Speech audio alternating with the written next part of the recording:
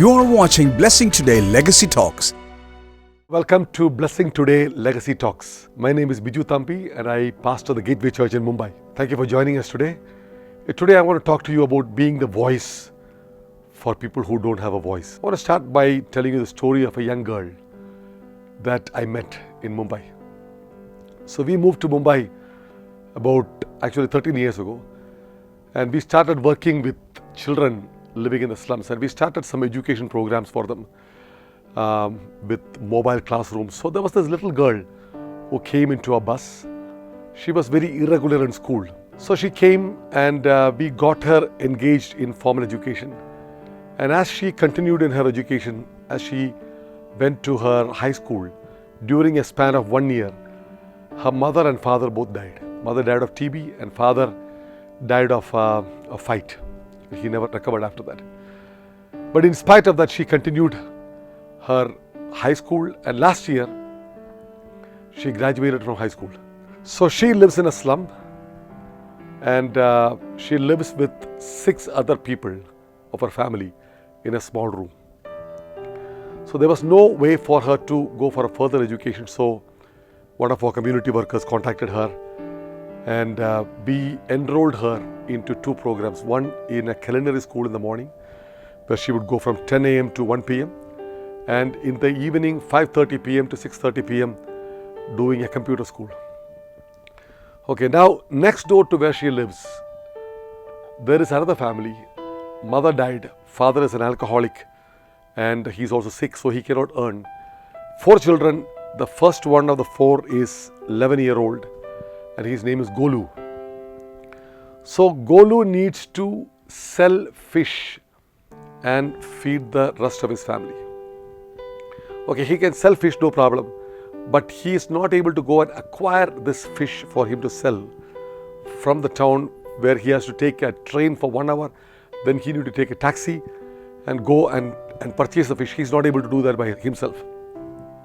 So this young girl, whom we will call Kavita to protect her identity, so what she does is she gets up at 3:30 a.m. She goes next door, wakes up this little boy and gets him ready, and with him, with a basket, she takes a train, 4:15 a.m. train to town. It's a 1-hour train journey. She goes there and then gets on a taxi along with him, goes to the fish market, buys fish for him, get it back on a taxi with ice and everything, 1-hour train ride back, and she comes to her area, sets up the whole thing for him.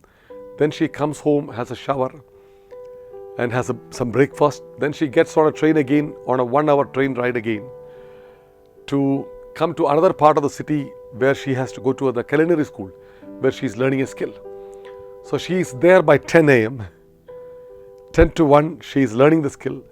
1 p.m. she has lunch, and she gets on a train back again 1 hour, comes back to her slum where she lives. And then from 3 o'clock, she helps her sister set up a vegetable business, which is their source of living. By the time she set time for her to go to computer school, 5 o'clock she leaves for her computer class. 5:30 to 6:30 she does computer school, and then comes back at 7 o'clock. 7 p.m. to 11 p.m. she and her sister, they are selling vegetables, which is their only way of survival. 11:30 she goes home, has some dinner, then she goes to bed, and 3:30 a.m. again she wakes up. I had a question for her. I asked her, Kavita, you already have a big life. You already have a busy life. You have so much to do. What you do from 3:30 a.m. for this boy next door, that has no direct benefit for you. Why do you do it? You already have a hectic life yourself. She looked at my face, surprised, as if, why am I even asking this question? And she says, sir, you put me into school.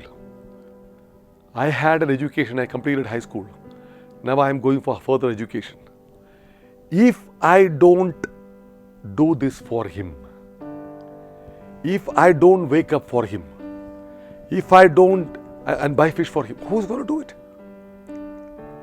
I don't have money to give, but I've got time to give. I've got something that I can give to give voice to give expression, to give strength to that boy's life. This girl's story really challenged me. I want to refer back to a scripture in the book of Proverbs chapter 31 verse 8. It says, "Speak up for those who cannot speak for themselves." This boy cannot do something by himself. And this girl, who is only 17-year-old, she decided to be a voice for him. She decided to give him a voice.